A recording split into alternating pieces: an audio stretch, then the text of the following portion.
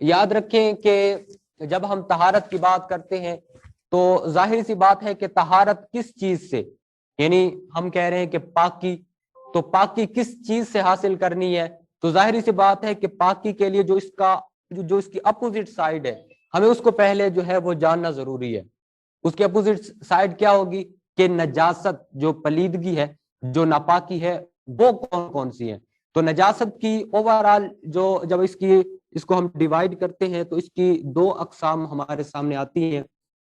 ایک وہ ہوتی ہے کہ جو نجاست حقیقیہ ہے، یعنی اس کو آپ نجاست حسی بھی کہہ سکتے ہیں، کہ جو کوئی بھی انسان فیل کر سکتا ہے، محسوس کر سکتا ہے کہ اس کو یہ نجاست لاحق ہو گئی ہے۔ اور دوسرے نمبر پر ہے نجاست حکمیہ، یعنی جس کے بارے میں ہمیں اسلام نے یہ بتایا ہے کہ اگر یہ ہو گیا تو اب وہ حکمن جو ہے وہ ناپاک ہو جائے گا، اس کو ہم خود اپنی عقل سے یا دیکھ کر یا حواس خمسہ سے محسوس نہیں کر سکتے۔ تو ان دونوں کی نجاست کی جو مختصر سی ڈیفینیشن ہے وہ یہی ہے کہ جو نجاست نظر آتی ہے، یہ جو ہم محسوس کر سکتے ہیں، تو وہ نجاست حقیقیہ ہے، جیسے کہ انسان کے بدن سے نکلنے والی نجاستیں ہیں یا شراب وغیرہ ہے، تو اس کا تعلق جو ہے وہ نجاست حقیقیہ سے ہے، کیونکہ ہم اپنے حواس خمسہ سے، اپنی عقل سے اس کی ناپاکی کو، اس کی جو پلیدگی ہے اس کو محسوس کر سکتے ہیں۔ دوسرا ہوتا ہے نجاست حکمیہ، اور نجاست حکمیہ وہ ہوتا ہے کہ اگر اسلام نے ہمیں بتایا ہے کہ یہ نجاست ہے تو ہمیں پتہ چلتا ہے، ادروائز ہم اپنی عقل سے جو ہے وہ اس کو فیل نہیں کر سکتے کہ یہ جو ہے وہ نجاست ہے یا یہ نجاست نہیں ہے۔ اس کے اندر جیسا کہ بے وضو ہونا یا بے غسل ہونا، یہ جو حالات ہیں، اس کو اسلام نے ہم پر یہ واضح کیا ہے کہ یہ وہ حالتیں ہیں کہ جو نجاست حکمیہ کے اندر شامل ہیں۔ یہ اس کی ابتدائی دو تقسیمات ہیں۔ اس کے بعد جو نجاست حقیقیہ ہے یا جو نجاست حسی ہے، جس کو ہم فیل کر سکتے ہیں، اس کی پھر دو ڈیوائڈ ہیں، اس کو دو حصوں میں تقسیم کیا جاتا ہے۔ سب سے پہلے فقہائے کرام نے جو اس کی تقسیم بیان کی ہے، پہلی ہے نجاست غلیظہ اور دوسری ہے نجاست خفیفہ۔ نجاست غلیظہ کون سی نجاست ہوتی ہے کہ جس کے ناپاک ہونے میں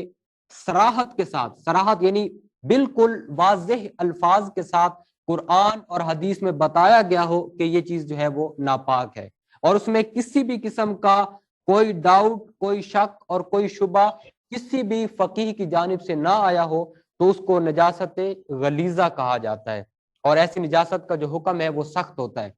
اور اس کو نجاست غلیظہ اس لیے کہتے ہیں، غلیظ کا مطلب ہوتا ہے سخت، تو کیونکہ اس کا حکم سخت ہے، اس کے حوالے سے اسلام میں بڑی سختی کے ساتھ حکم دیا گیا اس سے بچنے کے لیے، اس لیے جو ہے وہ اس کو نجاست غلیظہ کہا جاتا ہے۔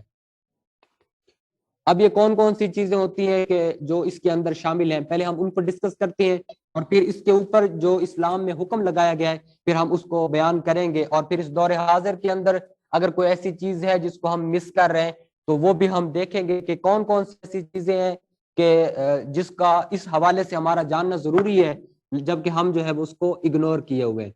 سب سے پہلے مختصر کہ ہر وہ چیز جو انسان کے بدن سے نکلے اور اس پر وضو یا غسل کو لازم کر دے تو وہ نجاست غلیظہ میں شامل ہے۔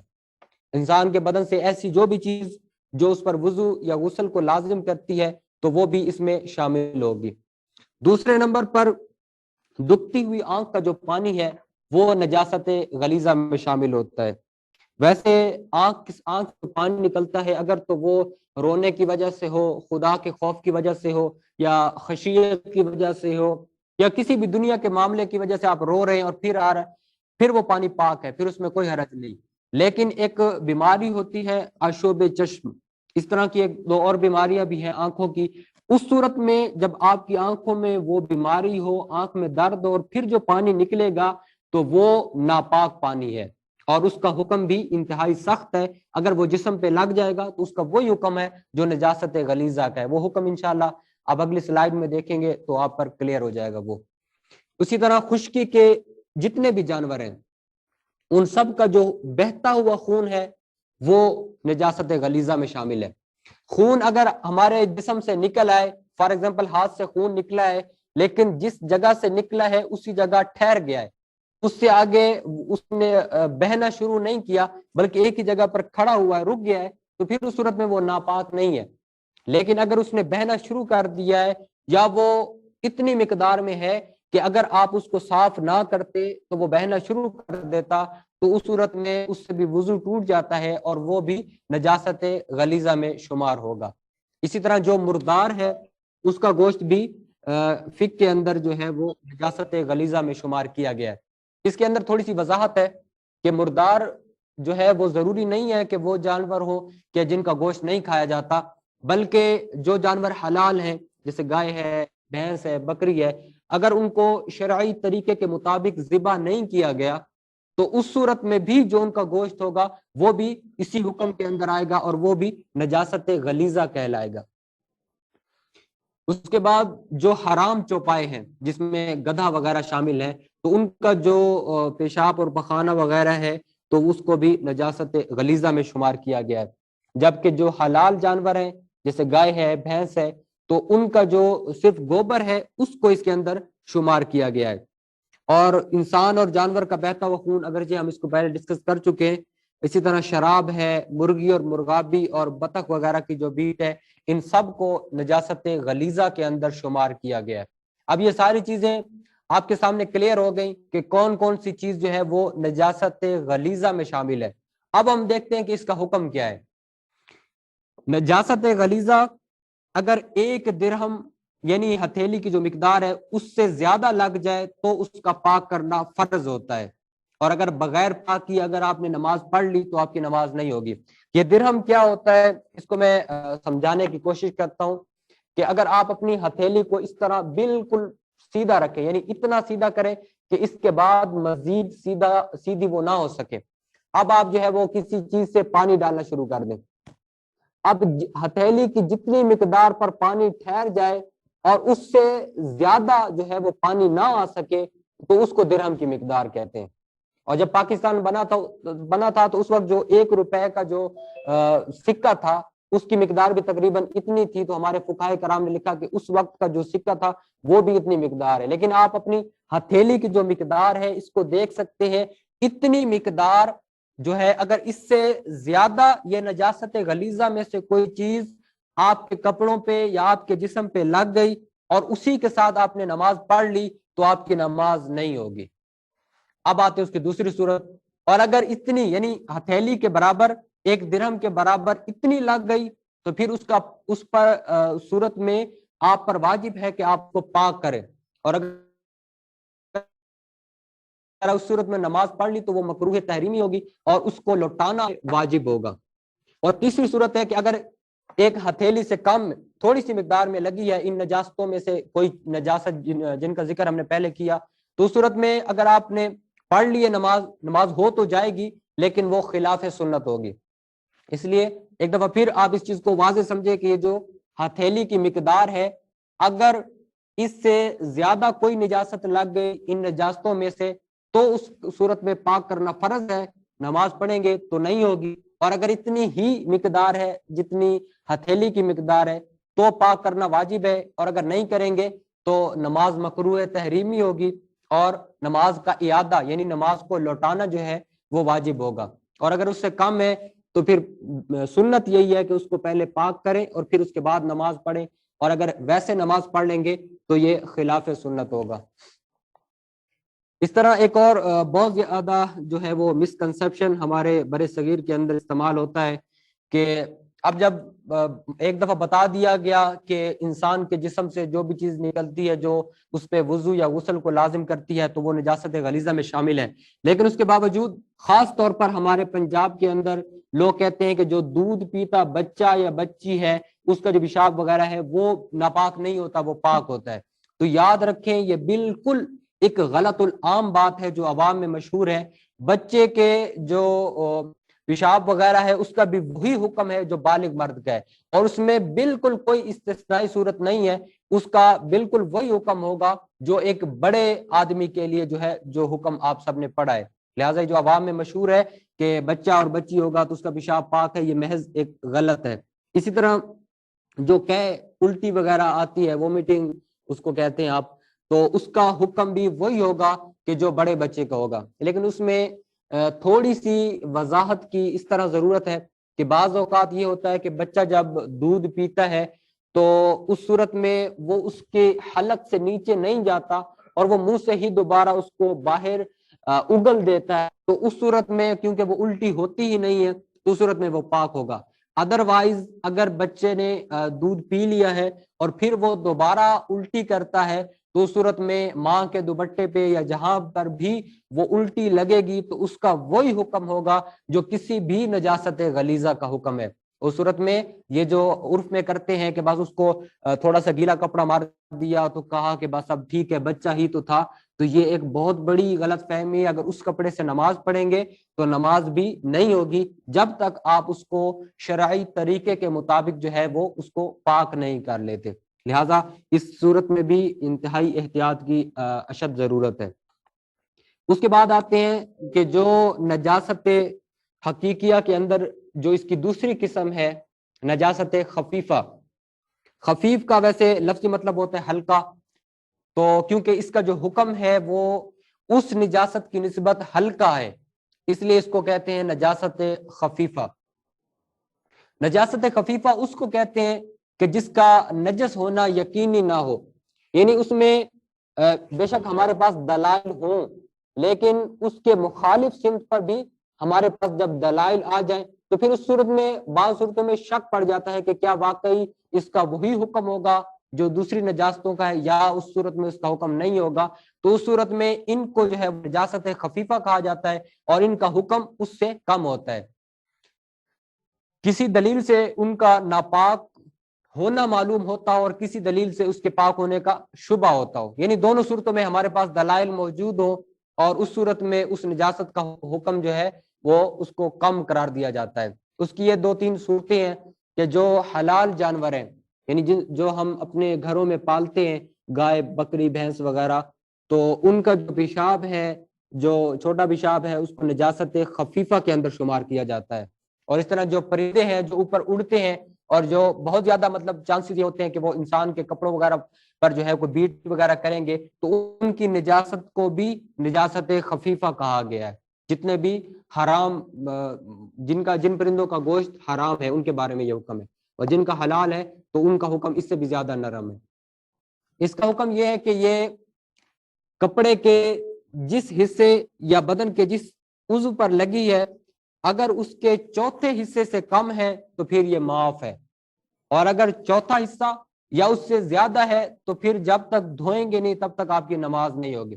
فار ایگزامپل یہ میرا بازو ہے، اب ہم اس کو 4 حصوں میں ڈیوائڈ کرتے ہیں، اس کو 4 حصوں میں اگر تو یہ چوتھے حصہ یا اس سے زیادہ پہ لگی ہے تو جب تک اس کو صاف نہیں کریں گے شرعی طریقے کے مطابق تب تک میرے لیے جائز نہیں ہے کہ میں اس کپڑے میں نماز پڑھوں۔ لیکن اگر یہ چوتھائی یا چوتھائی سے کم ہے تو اس صورت میں میری نماز تو ہو جائے گی، لیکن بہتر یہ ہے کہ میں پہلے دھو کر شرعی طریقے کے مطابق پاک کر کے پھر اس میں جو ہے وہ نماز پڑھوں۔ تو یہ اس کا حکم ہے، اور اس کا حکم جو ہے وہ پہلی اس نجاست کی نسبت قدر ہلکا ہے۔ اس کے بعد آتے ہیں کہ کپڑوں کو پاک کرنا ہے۔ اب کپڑوں کو پاک کرنے کے حوالے سے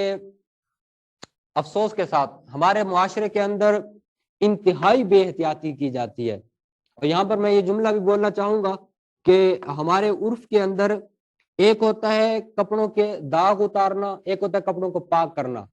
داغ اتارنے کا تو اہتمام کیا جاتا ہے، اس میں تو بڑی جو ہے وہ ہم کہتے ہیں کہ تھوڑا سا بھی داغ نہیں رہنا چاہیے، یہ صرف لاؤ، وہ کرو، یہ کرو، لیکن پاک کرنے کے حوالے سے بالکل بھی توجہ نہیں دی جاتی۔ حالانکہ یہ آپ اپنے ذہن میں بٹھا لیں کہ جب کپڑوں سے داغ اتر جاتے ہیں تو اس کا مطلب یہ نہیں ہے کہ کپڑے پاک ہو جاتے ہیں۔ اگر وہ کپڑے شرعی طریقے کے مطابق پاک نہیں کیے گئے تو وہ کپڑے اسی طرح ناپاک رہتے ہیں، اور ان کپڑوں میں اگر آپ نماز پڑھیں گے تو آپ کی کوئی نماز نہیں ہوگی، کیونکہ جب کپڑے ہی ناپاک ہیں تو جو پاک کپڑے ہیں وہ نماز کے لیے شرط ہے، جب شرط ہی پوری نہیں ہوگی تو پھر مشروط کیسے آ سکتا ہے اور نماز کیسے ہو سکتی ہے۔ اس صورت میں کپڑوں کو پاک کرنے کے حوالے سے سب سے زیادہ جو ہے وہ احتیاط کی ضرورت ہے، کیونکہ ہمارے عرف کے اندر اس پر بالکل بھی توجہ نہیں دی جاتی۔ نجاست اگر پتلی ہو، یعنی کوئی بھی چیز ہے جو مائع کی صورت میں نجاست ہے تو پھر نجاست کو پاک کرنے کا طریقہ کیا ہے کہ 3 مرتبہ اس کو دھوئیں گے اور تینوں مرتبہ اپنی پوری قوت کے ساتھ اس کو نچوڑیں گے اس طرح کہ مزید کوئی قطرہ نہ ٹپکے. پہلی اور دوسری بار بھی نچوڑ کر ہاتھ دھو لیں گے, پھر جب تیسری مرتبہ نچوڑ کر کپڑا اور ہاتھ دھوئیں گے تو پھر اس صورت میں پاک ہو جائے گا. مثال کے طور پر میں آپ کو مثال سے سمجھاتا ہوں کہ فار ایگزامپل یہ ایک کپڑا ہے جو ناپاک ہے,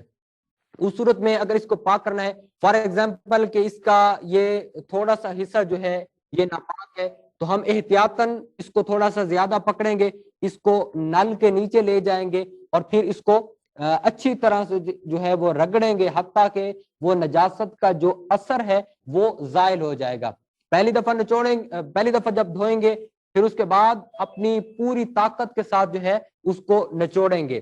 اتنی طاقت کے ساتھ کہ اس میں آپ نے تساہل سے کام نہیں لینا, یعنی یہ نہیں کہ ابھی مزید پانی موجود ہو اور آپ کہیں کہ بس اتنا کافی ہے. پہلی دفعہ دھو کر اچھی طرح نچوڑیں گے, پھر اپنے ہاتھ دھوئیں گے, پھر دوسری مرتبہ پھر اس کو نل کے نیچے لے کے جائیں گے, پھر اچھی طرح دھوئیں گے, پھر اس کے بعد اس کو اپنی پوری طاقت سے نچوڑیں گے, پھر اپنے ہاتھ دھوئیں گے, پھر تیسری مرتبہ پھر دھوئیں گے, اور پھر اپنی پوری طاقت سے جب نچوڑ کر آپ فارغ ہوں گے تو پھر اس صورت میں کپڑا جو ہے وہ پاک ہوگا. اور اگر اس میں کوئی تساہل سے کام لے گا, سستی کرے گا, کہے گا کوئی بات نہیں بس ایک دفعہ سے ہو جاتا ہے, تو پھر یاد رکھیں کہ یہ شرعی حکم ہے کہ اس صورت میں آپ کا کپڑا جو ہے وہ پاک نہیں ہوگا. اور جب کپڑا پاک نہیں ہوگا تو پھر میں عرض کر رہا ہوں کہ اس صورت میں جب کپڑا ہی پاک نہیں ہوگا تو پھر اس میں نہ تو نماز آپ کی قبول ہوگی اور نہ ہی جو اس پر مشروط عبادات ہیں وہ بھی آپ کے لیے کرنا جائز ہوگا. اس لیے اس بارے میں انتہائی احتیاط کی ضرورت ہے جو کہ ہمارے معاشرے کے اندر افسوس کے ساتھ نہیں کی جاتی. اس کے بعد اگر کوئی نجاست ایسی ہے کہ جو دلدار ہے, یعنی اس کا کوئی جسم ہے, کوئی مٹیریل ٹائپ ہے جیسے گوبر وغیرہ ہے, تو اس صورت میں اس کو دور کرنا ضروری ہے, یعنی جس جگہ پہ لگی ہوئی ہے اس کو اس جگہ سے ختم کرنا یہاں تک کہ اس کا کوئی اثر بھی وہاں پر نہ رہے, یہ ضروری ہے. اس کے اندر گنتی کی کوئی شرط نہیں ہے, یعنی 1 دفعہ 2 دفعہ 3 دفعہ ایسی کوئی شرط اس کے اندر نہیں ہے, بلکہ اس نجاست کو ختم کرنا جو ہے وہ شرط ہے. یہاں پر آتے ہیں کپڑا پاک کرنے کا دوسرا طریقہ. اس کو ڈسکس کرنے سے پہلے میں ایک بات کرنا چاہوں گا کہ ہمارے معاشرے کے اندر یہ ہوتا ہے کہ جو ہمارے کپڑے دھونے ہوتے ہیں وہ ہماری مائیں بہنیں اور بیٹیاں ہی دھوتی ہیں, اور یہ ایک ٹرینڈ بن چکا ہے. ادروائز ان پہ لازم نہیں ہے کہ وہ ہی دھوئیں. یہ بات اگرچہ اتنی آسان نہیں ہوتی کرنا, لیکن ہم پھر بھی کریں گے کہ شرعی نقطہ نظر سے کسی بھی ماں بہن بیٹی پہ لازم نہیں ہے شرعاً کہ وہ اپنے پورے گھر والوں کے کپڑے دھوئے, بلکہ یہ ہر بندے کی اپنی ذمہ داری ہے. ٹھیک ہے, تو اس صورت میں اس پوائنٹ کو بھی سامنے رکھنا چاہیے. لیکن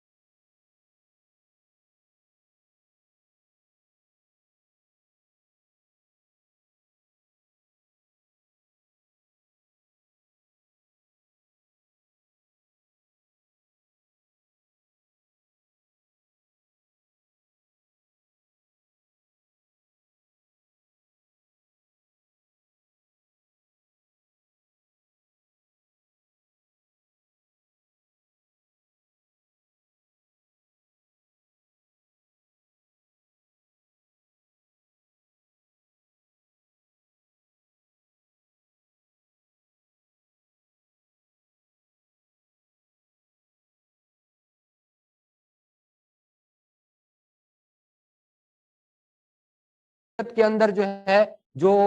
حضور سے بڑھ کر, یہ ایک بہت بڑا جملہ ہے, اس پوری کائنات کے اندر حضور سے بڑھ کر باحیا کوئی نہیں تھا, حضور سے بڑھ کر حیادار کوئی نہیں تھا. لیکن اس کے باوجود حضور نے طہارت کا ایک ایک مسئلہ سمجھایا, طہارت کی ایک ایک چیز کو اپنے ایک ایک جو صحابی تھا ان پر کلیئر کیا. تو اس کی وجہ کیا ہے؟ اس کی وجہ یہ ہے کہ یہ معاملات جن کو ہم بہت زیادہ ایزی لے رہے ہوتے ہیں, بہت زیادہ آسانی سے جو ہے وہ کہہ رہے ہوتے ہیں کوئی بات نہیں جو ہے یہ بھی ہو جائے گا, تو یہ اتنا آسان نہیں ہوتا, بلکہ شریعت کے اندر ان کی حد درجہ جو ہے وہ اہمیت ہے. اچھا, میں اب وہ اس مسئلے کو ڈسکس کرتا ہوں جو کپڑا پاک کرنے کا دوسرا طریقہ ہے, کہ اب جب آپ واشنگ مشین سے کپڑے نکالیں تو اس صورت میں یہ کریں کہ ایک بڑی سی بالٹی یا ٹب وغیرہ لے لیں, اس ٹب کے اوپر سے آپ نل جو ہے جو ٹوٹی وغیرہ ہوتی ہے اس کو کھول دیں اور اس میں سے پانی جو ہے وہ بہنا شروع ہو جائے. اب انگلی وغیرہ سے کپڑوں کو تھوڑا سا دبا دیں تاکہ کوئی بھی کپڑا جو ہے وہ پانی کی سطح سے اوپر نہ رہ جائے.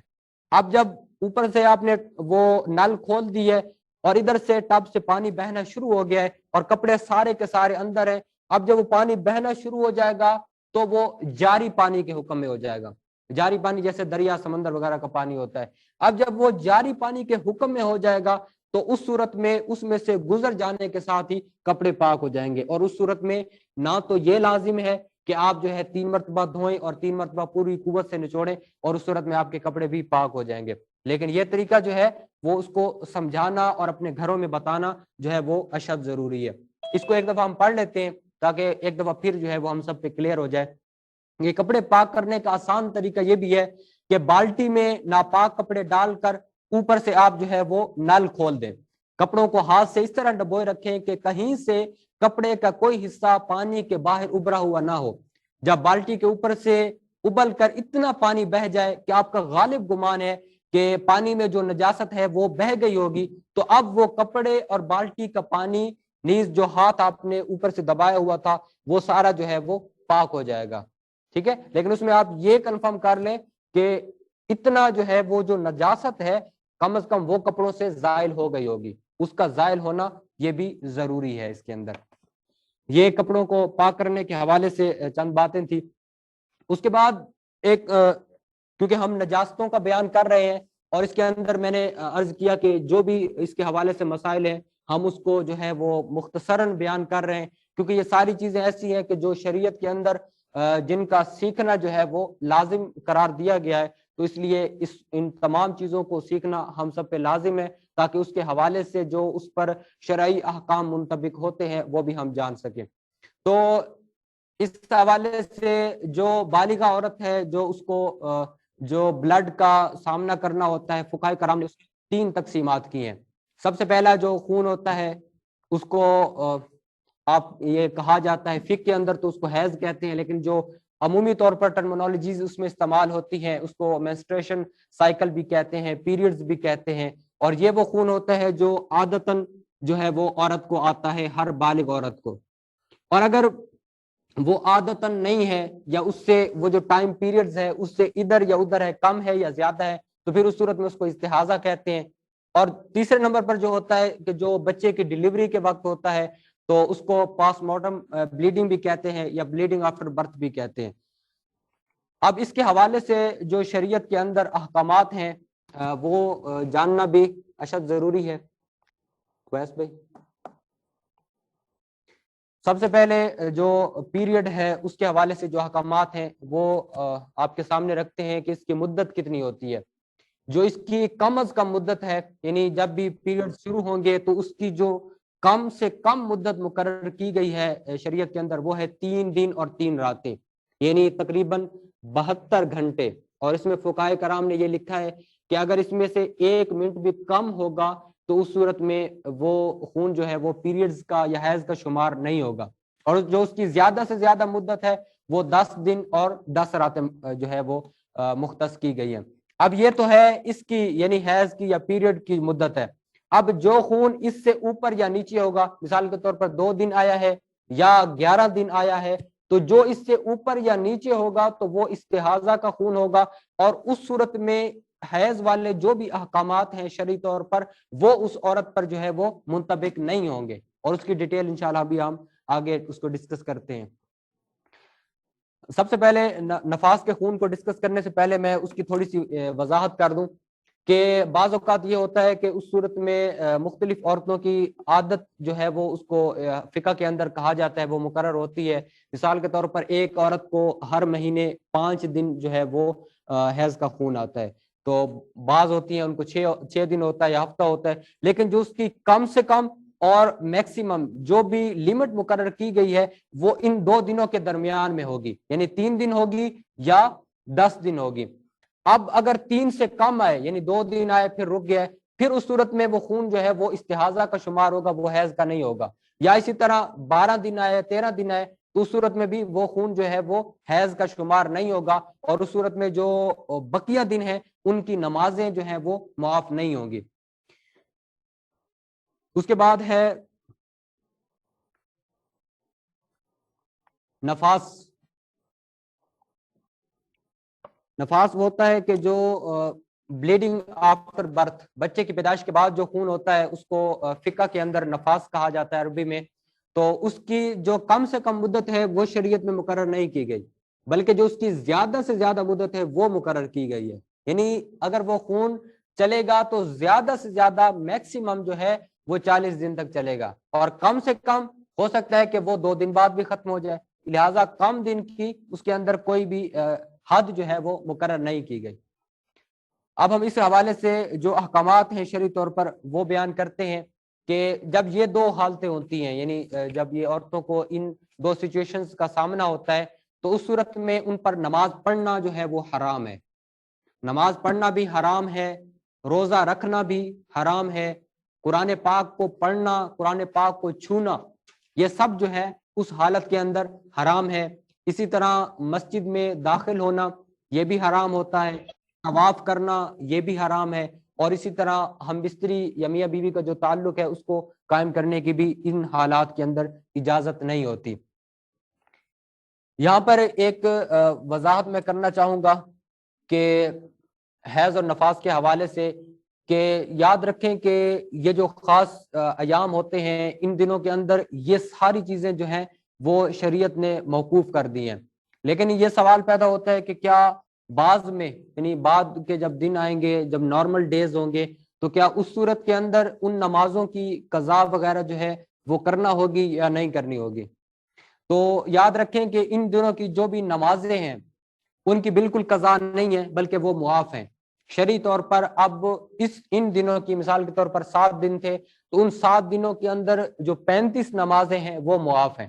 ان کی بعد میں قضا بھی نہیں کرنی. لیکن اگر ان دنوں میں رمضان المبارک کے روزے آ گئے ہیں, فرض روزے ہیں, تو اس صورت میں ان کی قضا بعد میں پاکی کے جو دن ہوں گے ان میں کرنا جو ہے وہ ضروری ہوگی, اور جب تک قضا نہیں کریں گے تب تک جو ہے وہ ادا نہیں ہوگا.